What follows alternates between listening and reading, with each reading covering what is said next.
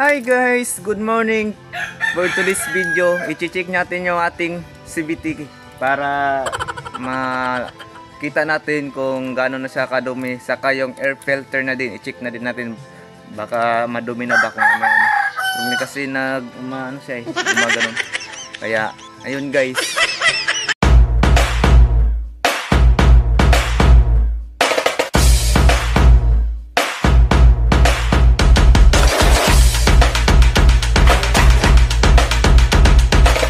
Ito na siya guys, no? Ito yung ano. Tapos ito yung gamit na. Yung iba backless. Ayun, kalawang na eh. Kinalawang na putik. Ayan. Unang ano natin, bubuksan. Siyempre yung ano, airbox. Ito yun guys, airbox.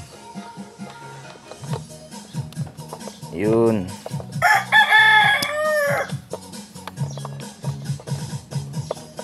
Airbox yung una natin bubuksan para mandali na lang.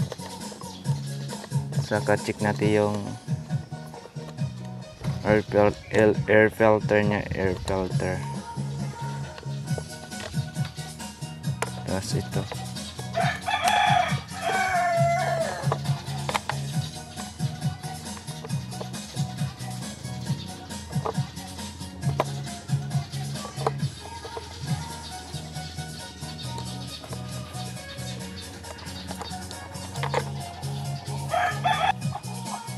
Kaya yun, babaklasin natin siya lahat yung ano, tornilyo.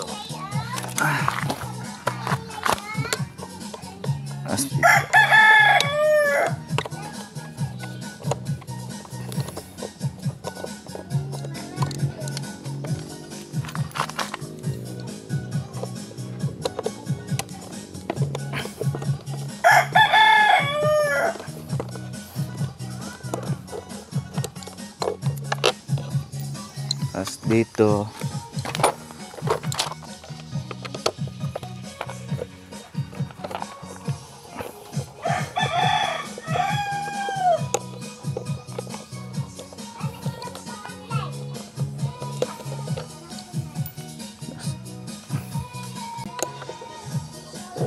wala na.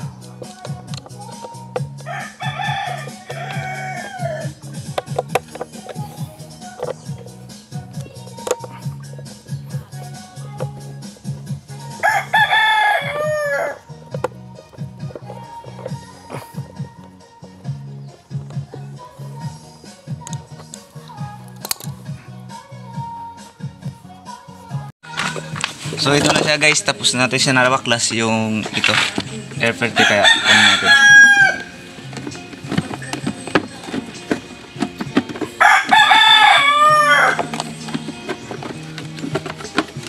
Pagtanggas nito ganun lang. Tapos check natin yung ano, yung ayan. Medyo malinis pa naman kasi kakapalit pa lang natin, ah. Yan siya guys. Ito yung air filter ng ating mga motor. Dapat pinapalitan nyo to ganito guys, kasi madumi. Yung ano ng motor natin parang walang lakas kapag madumi. Yan. Kaya sunod natin babaklasin. Ito naman para makita natin yung crankcase ng CVT. Kaya yun guys, fast forward ko na lang ha, kasi para ano, baka matagalan tayo eh. Kaya yun. So yun guys, pinapass forward ko na siya kasi medyo matagal yun eh. Kaya ayan, pagsubaybayan na lahat ng mga ginagawa dyan. Tinanggal ko yung ano, crankcase cover nya para makita yung dumi ng ating crankcase, para malinisan na din ganun. So yan guys, medyo tagalin kasi hirap na tanggalin yan eh. Hirap ng tanggalin kasi yung mga tuwerka parang ano, ang higpit ganun. Ayan na siya guys, nabaklas ko na. Tapos inayos ko na lang yung mga tornilyo. Tapos tingnan nyo naman yung dumi guys. Ayan o, tingnan o, tingnan. Ayan, nalaglag yung mga dumi. Kaya importante na i-check yung nating panggilid ng ating mga motor at huwag natin pabayaan guys, para hindi siya kaproblema. So ganun lang guys, no. Ganito sa ganit yan. Ayan, no. Yung foam natin, yung airbox, bakit kaya ganito? May cover naman ata. May cover naman guys. Tapos yung ating para ng tanggalin natin to yung foam. Tanggalin natin. Yun. Para dapat lilinisan natin para hindi makapasok yung dumi dito sa loob. Kaya medyo malinis pa naman yung ating panggilid guys. Yan. Medyo malikabok yung filter natin. Dapat linisan natin to. Dapat early mga 2 months kundi 3 months. Nakadepende yan guys sa udo ng ating motor. Kasi yung udo ng ating motor sobra na ata yung 20,000 ganun. Ang dami talaga Ayan. Tapos ito naman tatanggalin natin para linisan. Tapos yung panggilid parang malinis pa naman, di na natin yan tatanggalin.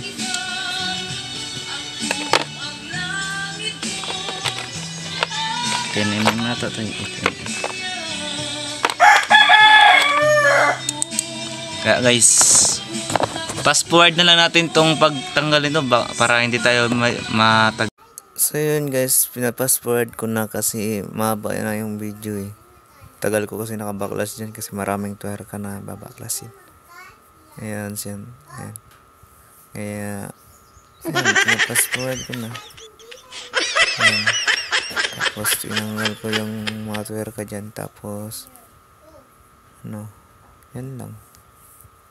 Ayan guys, tapos ayan, binaklas ko yung dalawang tuwerka. Tapos yung dalawang nut niya kung saan tuwerka ganun. Tapos ito aangatin natin to. Tapos ito tatanggalin na natin guys. Ayan, tatanggalin na natin tong crankcase natin. Tapos ito, tapos ganun lang magtanga. Yun lang guys. Tapos ito angat natin ng konti para matanggal natin. Ayan.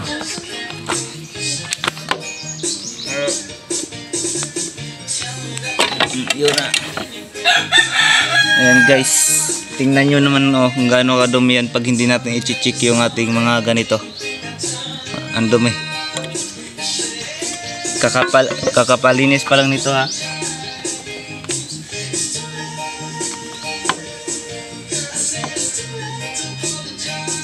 Grabe guys, kakapalinis ko pa lang ng panggilid ko pero grabe dumi na need na ata palitan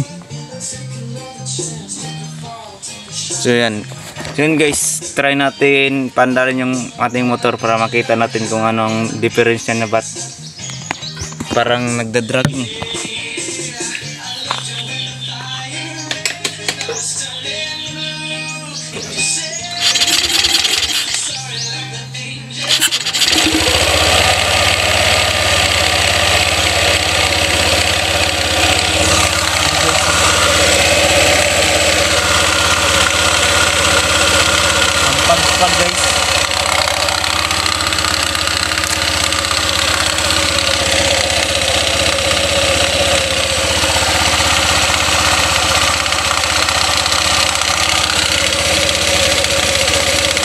Ang ingay no?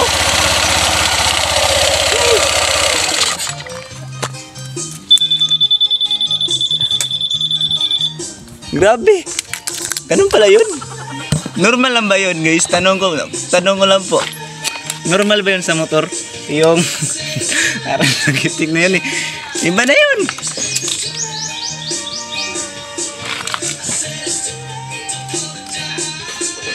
Grabe. Ang pagpag.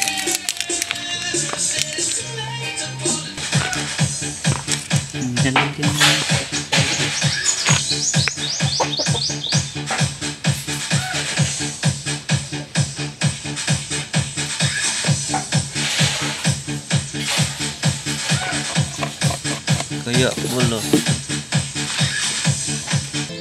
So yan guys, nalinisan na natin kaya balik na natin siya guys. Tapos dito, wala pa tayong pang papalinis kaya ito lang muna, bahala na yun. Ayan guys. Tapos gagamit tayo ng oil para sa mga bolt niya para hindi siya magano. Ang sa pagbalik na naman nito guys, pagbalik nito, gaya rin sa pagtanggal nyo, ganun lang.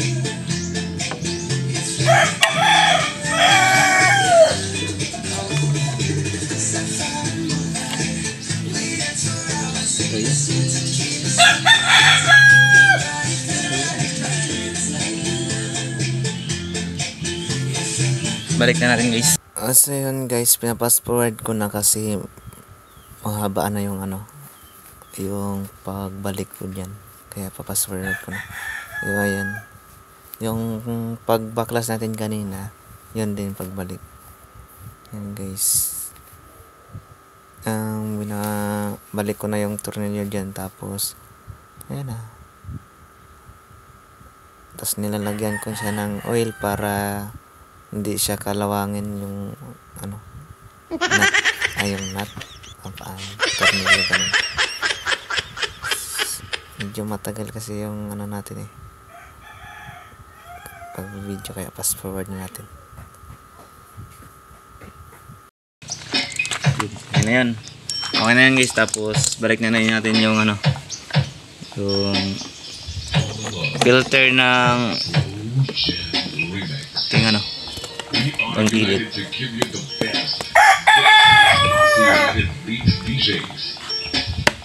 Okay guys, fast forward naman tayo dito sa pagkabit ng crankcase cover, saka pagkabit din ng air filter. Yan, kabit ko na yung air filter dyan. Tapos yun na, fast forward muna natin para mabilis na yung kasi mahaba na yun guys.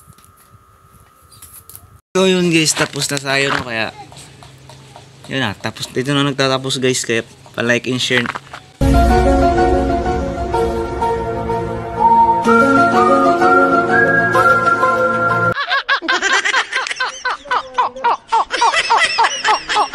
Pa-like and share na lang ng ating video and subscribe. Bye bye.